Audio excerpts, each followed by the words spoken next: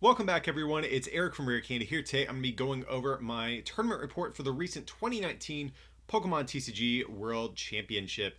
So, all of us have finally gotten, settled back in ever since Worlds, and I want to do a tournament report, before I kind of forgot a lot of the details about this tournament, especially too since I played kind of a interesting take on a popular deck. I definitely wanted to give you guys kind of my thoughts on my deck, and of course go over the list that I actually played for both days of this event here. And so this was my second World Championship I had been to, or I guess technically my third, but the second one that I've actually been fortunate enough to play in. So this year it was held in Washington, D.C., which was actually kind of an important thing for me because the very first World Championship I went to, which was back in it was either 2014 or 2015. I forget. Whatever the last year it was held in DC. I did get to go. I was a spectator at the time. I did not get my invite that year. I was not playing for an invite at the time. And so to be able to return to a Worlds that was held in DC again as a player was, something that was really, really important to me. It just kind of made me, be able to reflect and see, I guess, kind of how far I've come as a player over the last several years that I've gotten more serious about going for an invite. So this was a really, really cool tournament, for that reason alone for me. But also, this was a pretty interesting World Championship as well because we actually had an early rotation. Normally, our rotation happens right after Worlds, and every year when Pokemon eliminates a lot of its sets from standard format, they usually wait till right after the World Championship. But this year, they rotated all of our sets a little bit early. So instead of it being Sun and Moon all the way up to the new set Unified Minds, it was actually Ultra Prism all the way up to Unified Minds, which was very impactful. We lost a ton of very important cards, of course, Zoroark GX, Ultra Ball, Nest Ball, Guzma, etc. Tons of staple cards that have really defined the format over the past couple years. So losing a lot of these cards, actually did shake up a lot of things for the World Championship. But even with this big shakeup to the metagame that we were seeing, there were still a lot of decks that were on people's radars that we kind of knew that were going to be good to some extent. Pikachu Zekrom GX, I think Pikarom was definitely, in my opinion, the best deck in format whenever the rotation occurred. I think it debatably lost the least in the rotation, and its power level was still super high and gained a lot of cool new cards out of Unified Minds. So we expected Pikarom to have a good showing. Reshizard also still looked to be very popular. Malamar, another deck that really didn't lose a whole lot in the rotation. But we had a couple of new decks get thrown into the mix, like the new Dark Box archetype. But overall, I think the expected metagame going into Worlds was actually a lot more solidified than you would maybe initially expect, given that we just had a rotation on top of all of this. So I think one reason for that too is the fact that we lost so many cards that it definitely narrows down the card pool. And having such a smaller card pool means that inherently there's less good cards that can potentially rise to the top and be viable archetypes. So using all this information, I had to kind of figure out what deck did I actually want to play for this event.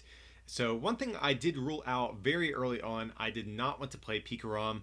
I've actually never even played Pikarom for an event, going back as far as team up whenever the card was first released. So I didn't feel as confident going into the World Championship this year that I would be able to outplay a lot of these seasoned Pikarom players. I don't think the deck is insanely difficult to play by any means, but there's a lot of players who have been, steady playing this archetype ever since its release.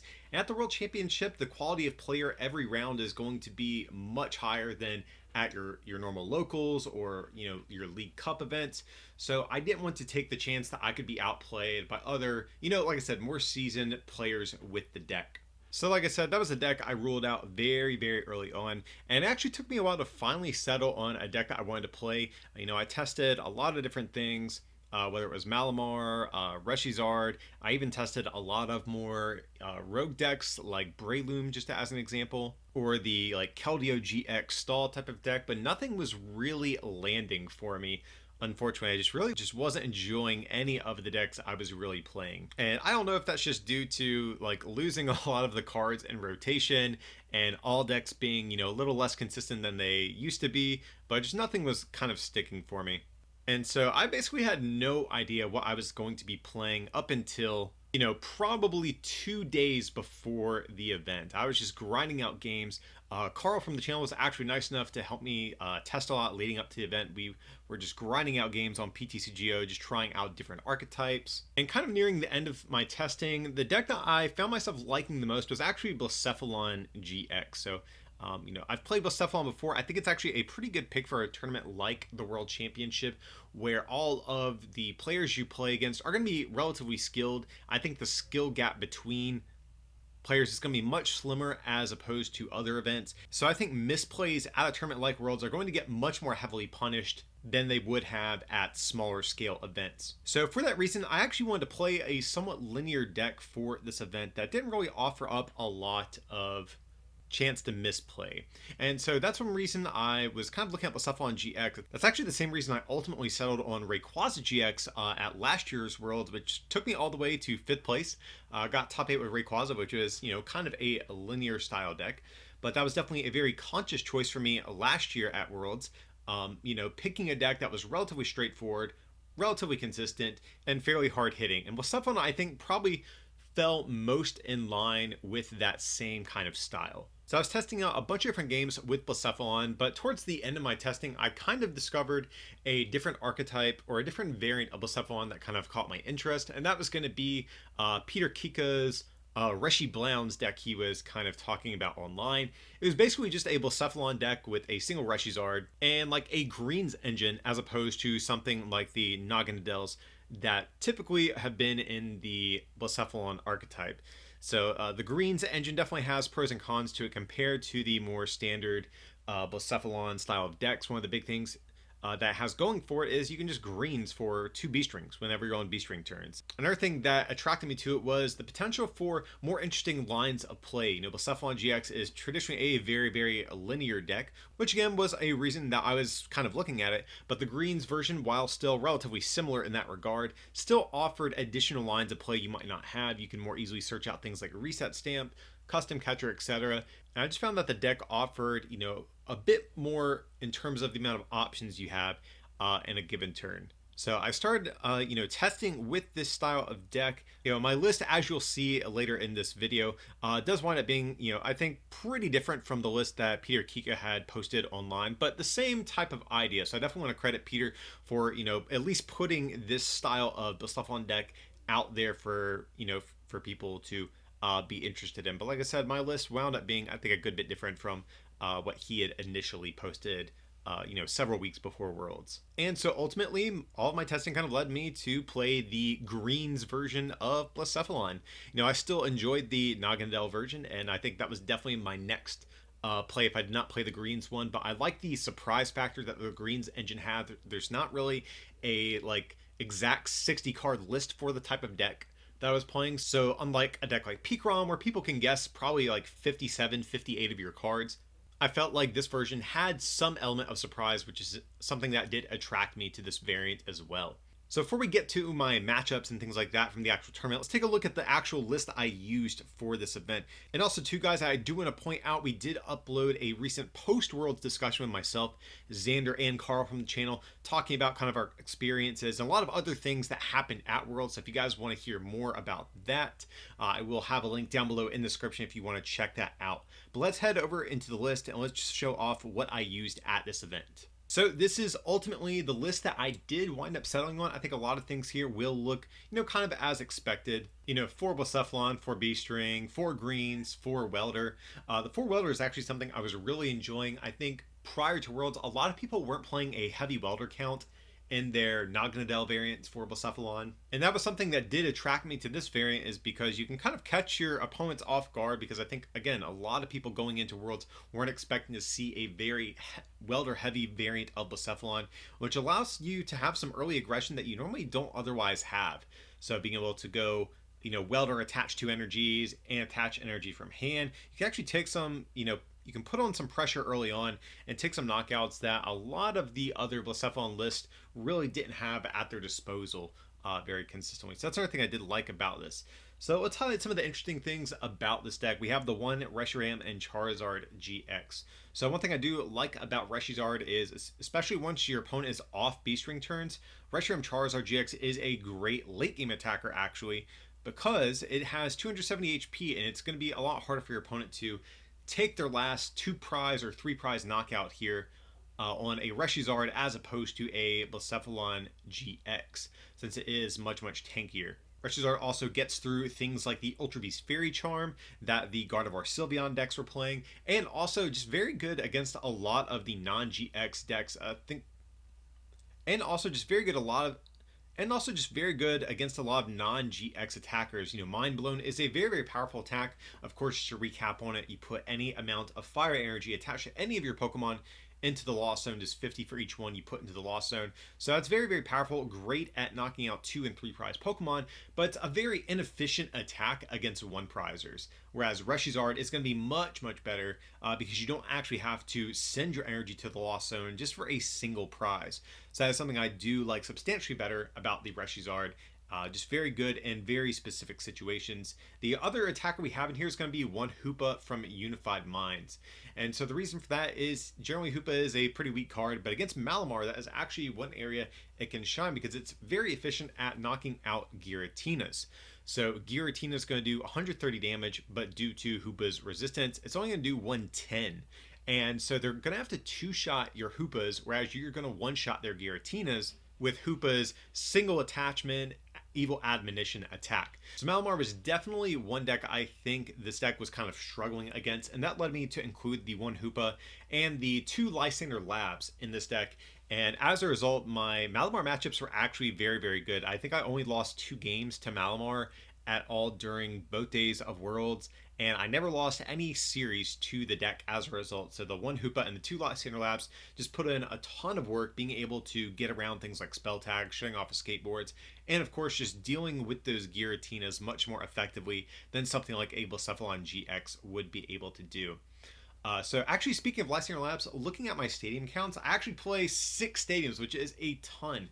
But Giant Hearth, Heat Factory, Prism Star, those are kind of a given for a deck like this. Giant Hearth is great at finding those fire energies to welder into play. Heat Factory, of course, just some nice supplementary draw support, since we don't really draw a lot of cards in a given turn most of the time. But we have the 2 Power Plant and the 2 Lysander Labs for specific reasons. Lysander Labs, of course, is going to be very good against Malamar, and then any deck that plays something like Jirachi or even Gardevoir Sylveon to turn off their Ultra Beast Fairy Charms.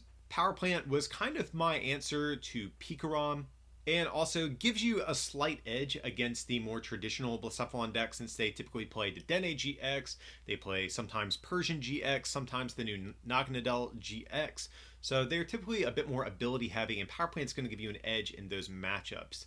So all of these stadiums serve a different purpose, and if you'll notice, we actually have a split between 1 Fiery Flint and 1 Giant Hearth. And the reason for that is, you know, even though I think Giant Hearth tends to be better in my experience, a lot of times you want to keep either your Power Plant in play or your Lysander Labs. And if you're playing just Giant Hearth as a way at searching out energy, sometimes you're not going to have a greens target to get back energy without bumping one of these disruptive stadiums. That's why I have the 1 single copy of Fiery Flint. That way we can keep our disruptive stadiums in play at a given point. So looking at this list, we also have 1 copy of Bill's Analysis. It's basically just in the deck to ensure that our Pokegears work a bit more consistently, and effectively serves as kind of a 5th greens exploration. Especially in like the early portions of the game before you're on B-string turns, sometimes Bill's Analysis works just as well as a greens when you're not digging for, you know, something very highly specific at a given point. So those are probably some of the more notable cards to point out in the deck. I will briefly mention that the list that Peter Kika had been circulating early on did play Persian GX. I did test Persian for a while, but I just found that I wasn't consistently getting it set up. It was very strong whenever you could get it up.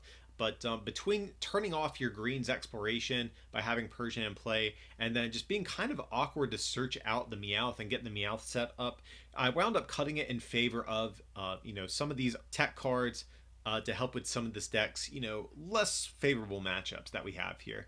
So ultimately, this is the deck I settled on. I was very happy with the list I chose. There are some tweaks I might consider going forward, but overall, I was really happy, you know, with the list that I submitted the night before the tournament. So with that being said, let's head into my matchups, and I'll take you through how my tournament run actually went. So for day 1, on round 1, the first deck I get paired against is actually Baby Blacephalon, which was Very surprising me. That was a deck I actually expected to kind of be dead after rotation. Losing Nest Ball, I think, was just an absolutely huge loss for it. Also losing Wishful Baton. I thought both those things in conjunction kind of made this archetype dead. So I was, needless to say, very surprised to see my opponent flip over the Baby Blacephalon for round one. Unfortunately for round one, my opponent really just didn't have that much. They had an Ultra Space in play that allowed them to kind of always keep a Pokemon in play for them to not get benched out, but they really just didn't have a good hand, and they wound up scooping game one.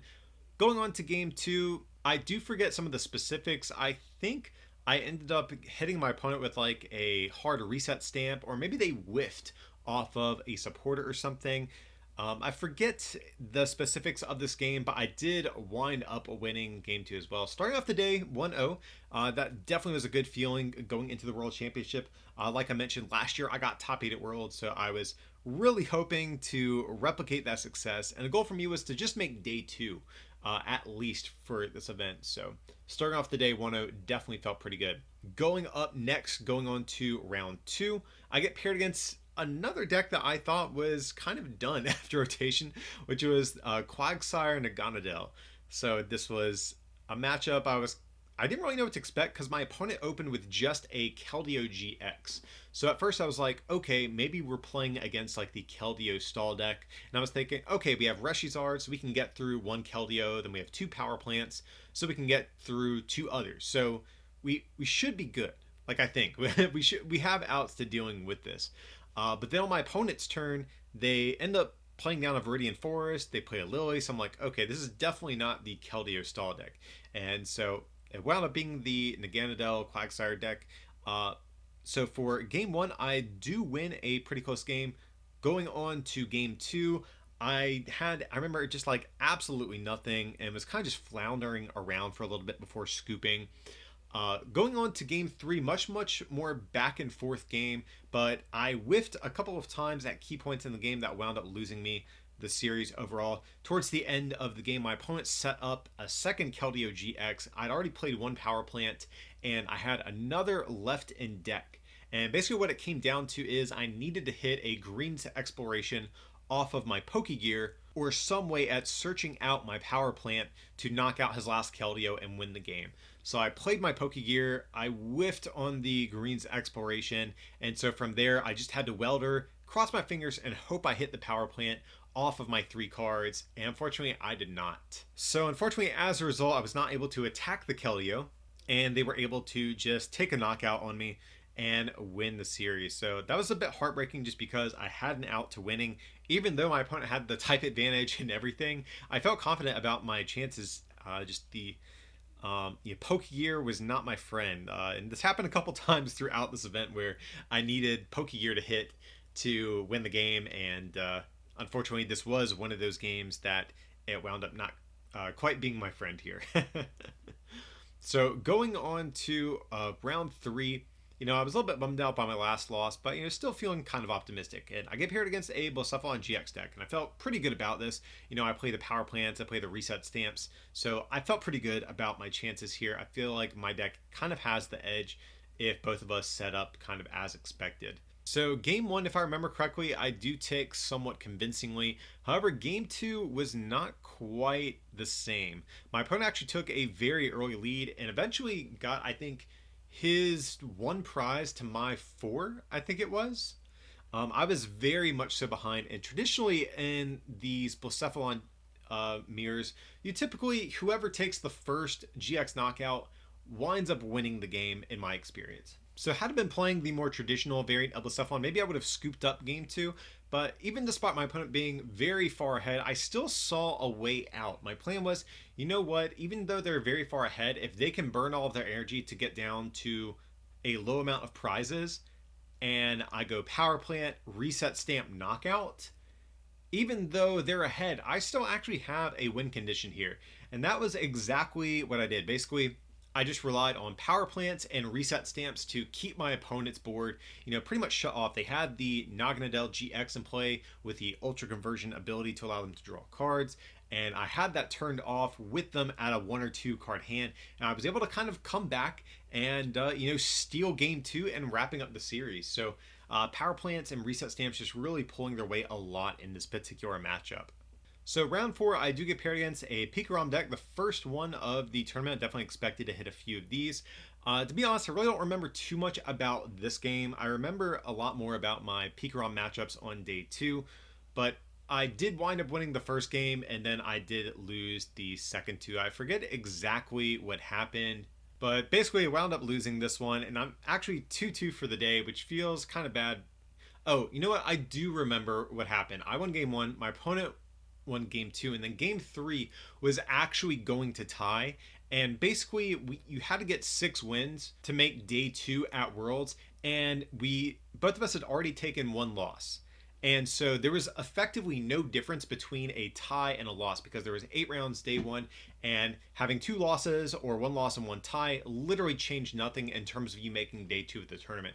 So what I opted to do was, my opponent looked like they were going to be in a good position at the end of time. They looked to be like they were probably going to win if our game would have played to completion. So I just offered to scoop it up to him. Like I said, it did neither of us any good to tie as opposed to one person losing. So at least if I scooped, that would help him potentially make day 2. So we were supposed to tie, but I offered, like I said, just to scoop it up and give him the win here.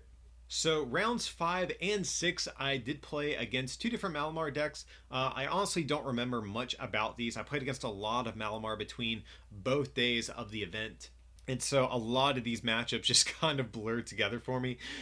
So unfortunately, I don't have the best commentary on these particular games, but at this point, I'm undefeated against Malamar. Like I said, I have the Lysander Labs that shuts off the spell tags, which basically prevents my opponent from taking double knockouts and like getting around Beast Ring. I have the Hoopa, which sometimes is a little bit hard to find, but whenever you do get in play, it really just pulls a ton of weight.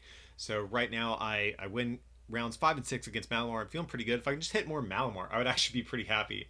And round 7, I actually got my wish. I play against another Malamar deck, but this one was a little bit interesting. This one stuck out to me because my opponent, very nice guy, he was playing Malamar, but it was with Special Energy and the new Necrozma.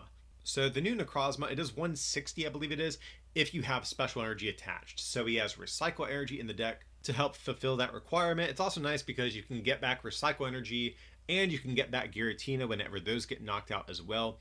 And this one did give me a little bit more trouble because the Necrozma hitting for 160 is a bit more relevant, because the 160 makes taking double knockouts a little bit easier, since the Distortion Door ability on Giratina snipes 10 damage at a time. If they just hit you for 160 and you try to retreat and play around that, Giratina can usually clean up knockouts. So the Necrozma was actually kind of an annoyance to play around. The first attack on it also reduces damage by 30, which throws off some of the math for some of my attackers. And also it doesn't get one-shotted by Hoopa. So the Necrozma is actually a bit of a pain. And I win game 1. I lose game 2, and game 2 is actually kind of annoying too, because I prized a custom catcher and a Lysander Lab, and both of those wound up being my 5th and 6th prizes remaining. And if at any point I would have hit one of those, I would have been able to play around a spell tag and I think actually wrap up the game. But because I prized both of those, and they were my last 2 prizes specifically, it was very difficult to close out the game, and I wound up losing that one. Game 3, my opponent really just did not have a great start, and I was able to really put on a lot of pressure. Time got called in the round, but me and my opponent both knew that if either of us tied, neither of us could make day 2 of the event. And since I was in such an incredibly dominant position in our game 3, he offered to give me the game, just because, like I said, either of us tying would knock both of us out of day 2, whereas just one of us giving the other the game would have been much better. So very grateful for my opponent being a good sport. And so at this point, we just need to win one more, guys, and we are on to day 2 at Worlds. So back-to-back day 2s at Worlds is something I was really gunning for, and just really crossing my fingers I can hit another pretty decent matchup. So the pairings go up, and I see I'm playing against Rukan playing Guardian. So Rukan's usually known for playing Malamar, which I was actually ecstatic about. I assumed he was playing Malamar, but I found out he was playing Gardevoir Sylveon, and I was actually probably more happy, because I think that's actually an even better matchup. Traditionally, I think the Gardevoir Sylveon deck can fairly easily deal with the standard Blacephalon decks, but I play the Lysander Labs to get around their Fairy Charms, which means I can one-shot their Gardevoir Sylveons. I also play the Reshizard to get around them as well. So I feel honestly really good about my chances. And I was actually surprised by how close our games were. Both games I think were very, very close, but I wound up narrowly winning both of these. And now I am 6-2 and I am guaranteed day 2 at World. So I am completely ecstatic about this at this point here. Like I said, I made day 2, getting all the way to top 8 at Worlds last year. So I felt like a lot of pressure just internally on myself to, kind of prove that that wasn't a fluke and that I actually am a solid player that deserves to be at this event. So just super stoked to actually make it all the way to day 2 of this event. So guys, we made it to day 2, and before the second day starts, you actually have the option of changing decks on the second day of the tournament. So I did have to ask myself, is there anything I do want to change, anything I want to tweak? But honestly, I felt pretty good about the list that I brought to the tournament. Last year I didn't opt to change lists between day 1 and day 2, so I said, you know what, we're just going to roll the dice and we're going to see what happens on day 2 of the tournament. I felt pretty good about my matchup spread. So just fingers crossed, and hopefully we can, have a pretty good second day of this tournament.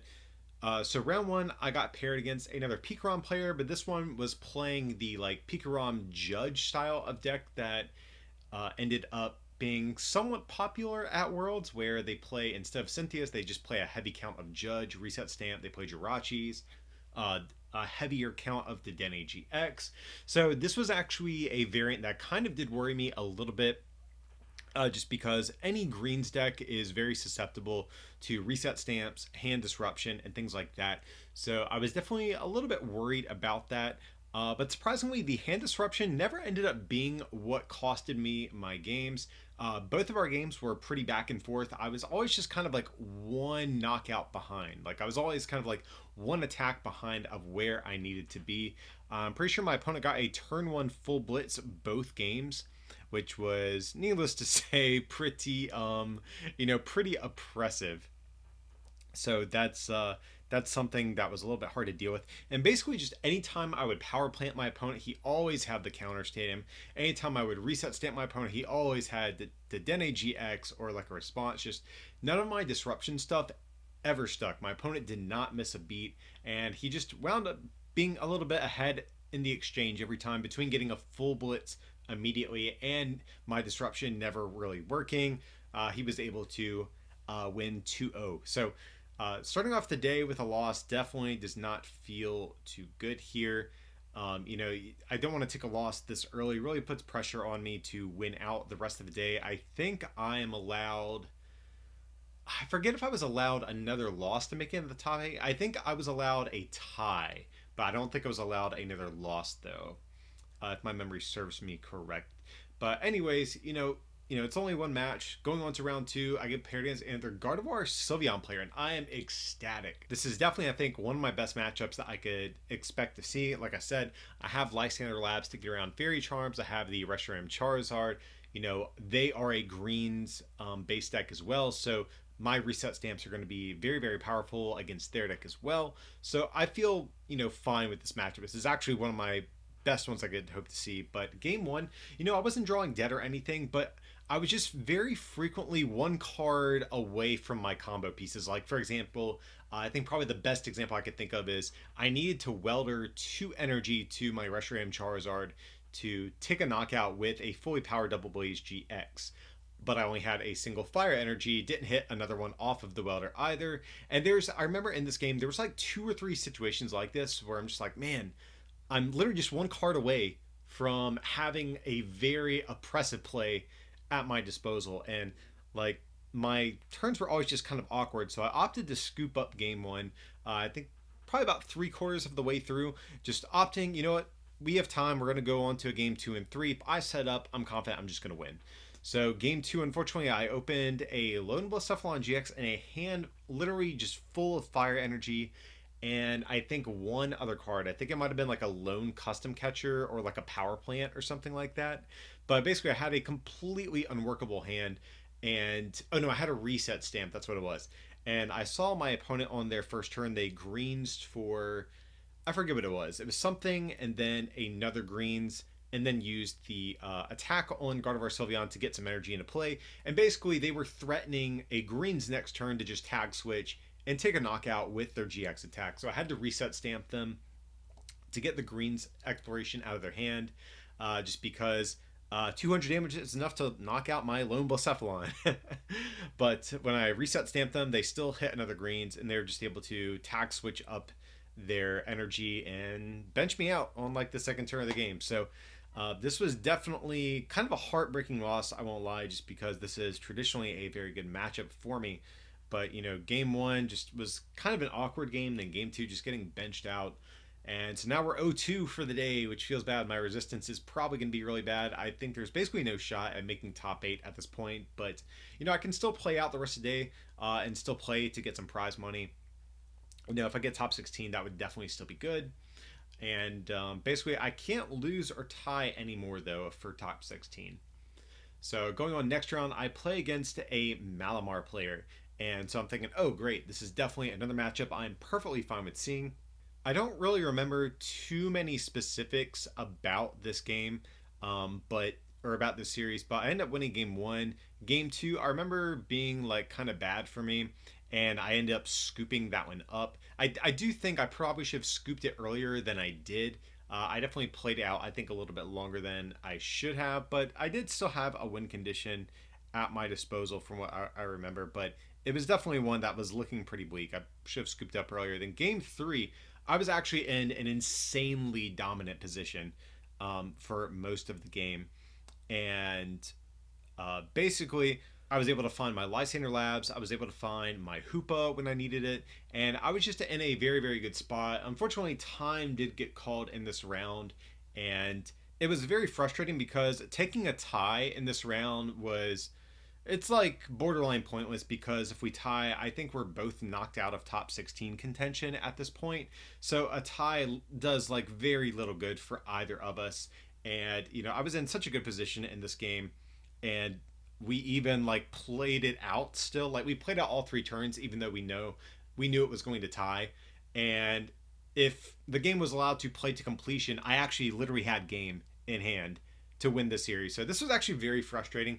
To be fair to my opponent, we did not set up an agreement at the beginning of this. Like typically in a situation like this, I would usually tell my opponent, hey, if it looks like we're going to tie and it looks like you're ahead, I'm just going to give you the game because it's pointless for us to tie. And neither of us like kind of extended that courtesy to each other. So to be fair to my opponent, I'm not entitled to a win or anything like that, but literally there's just no point for us to tie this match. And I literally had game. So I was kind of frustrated by the way this one ended. Now, like I said, part of it's my fault because I didn't scoop game 2 as early as I probably should have. But again, this is just one of those series that should not have tied. It did neither player literally any good whatsoever. And so this was definitely a very frustrating tie for me to take here. And so now I am 0-1 for the day. This feels really bad. So at this point, I'm basically just playing for like top 32. If I win out, I definitely make top 32, which is fine. It's not ideal, but hey, it's something. So next round, I get paired against a Pikarom player. And much like with the Pikarom player I played against earlier in the day, like none of my disruption stuff just really stuck. He wasn't playing the Judge variant. It was a more traditional Pikarom list. But again, anytime I would go to Power Plant him as an example, he would kind of have a response to it or a reset stamp. In our game 2, I actually almost won. I basically just needed double custom catcher at any point during my last 2 or 3 turns, and I never was able to find them.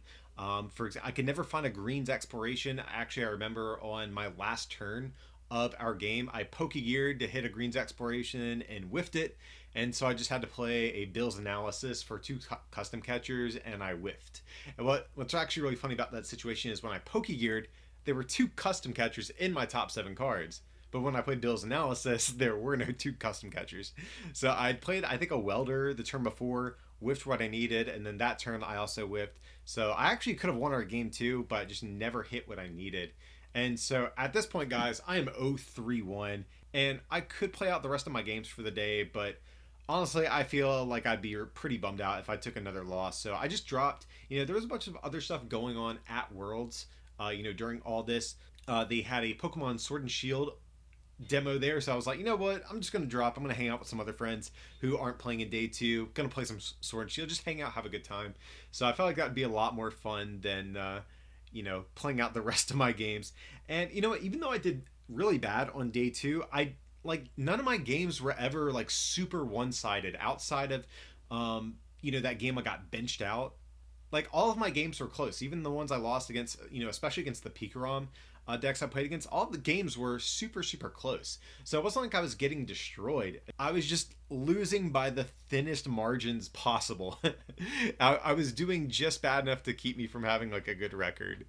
But yeah, so like again, just to reiterate, even though my record on paper looks bad, my games actually weren't bad. It was just, I think my one tie I could have maybe avoided that had I scooped a little bit earlier. But my other games were just honestly a little bit of bad luck and bad RNG. I really don't think I was playing very poorly in these particular games. Just a little bit of good old fashioned bad luck sometimes, guys. It just kind of happens that way. So unfortunately, the top 8 repeat dream is dead at this point.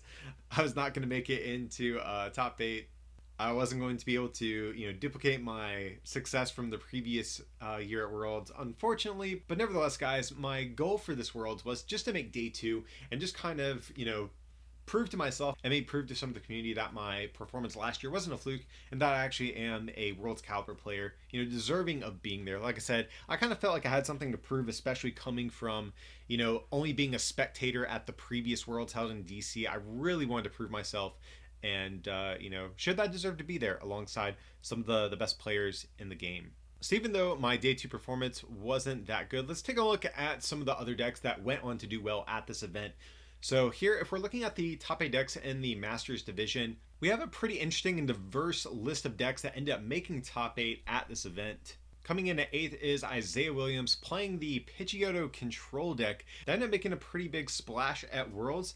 Very similar to the Zoroark control deck from previous formats. It's very cool to see players still try to duplicate this same type of deck idea and make it pretty deep into the tournament with such a rogue deck. Coming in at 7th, we have Ryota Ishiyama playing the Mewtwo and Mew Toolbox deck. At number 6, we have Paco Barea playing the Greens Reshizard variant. At 5th, we have Kaiwen Kababe. I really hope I did not butcher that name. I do apologize if he is watching this video. He's playing Pikarom.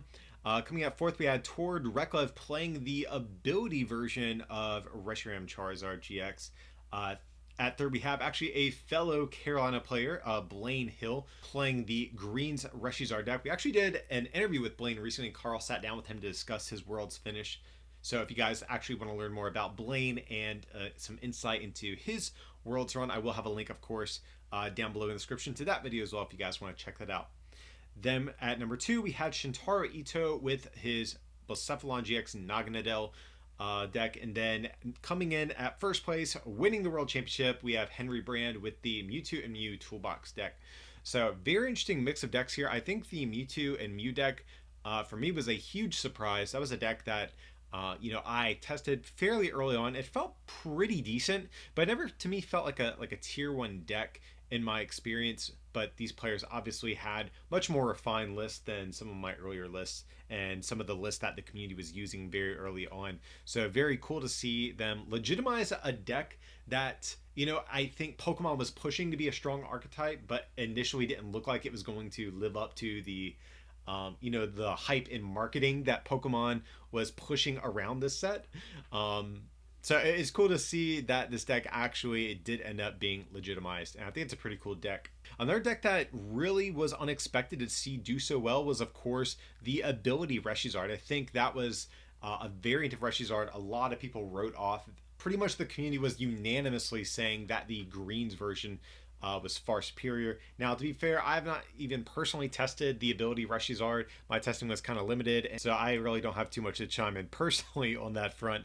But kind of cool to see Tord here, show up, do well, and kind of say to the community, like, hey man, like, the Ability version still needs some respect. It's still a good archetype.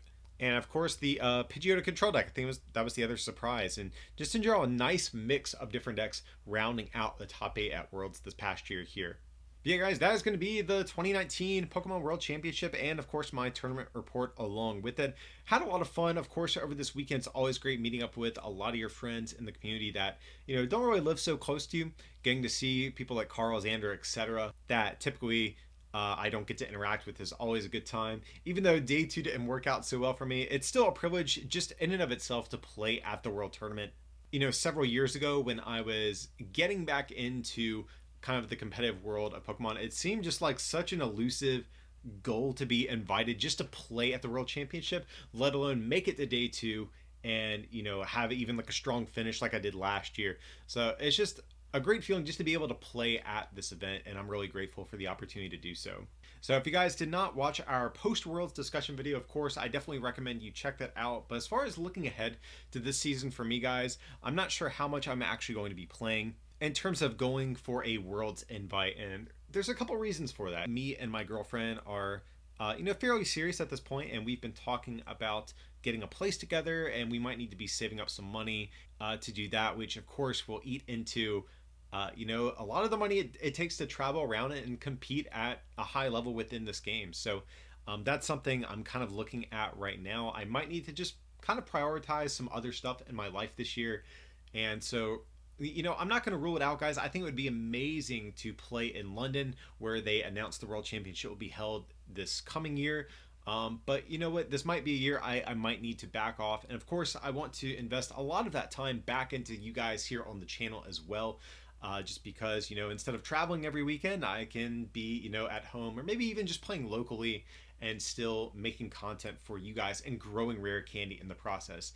We have the other guys from the channel are still going to be on their grind and representing the Rare Candy brand at all these major events, which will be great. But for me personally, like I said, I'm kind of undecided on how serious I want to be this season. But nevertheless, I'll still be around at a regional here and there. I just won't have, I think, maybe as strong as a presence as I've had the past couple of seasons. But with that, I think that's pretty much going to wrap up my 2019 World Championship Tournament report. I hope you guys did enjoy this. Like I said, I will have a link down below in the description to our post-Worlds discussion and also our interview with the third place winner, Blaine Hill, as well. But as always, guys, feel free to like and subscribe and consider supporting this channel by becoming a patron over at patreon.com/rarecandytcg or by picking up some merch from our online store, rarecandytcg.com. It would mean a lot. But with that, I appreciate you watching, and we'll see you next time.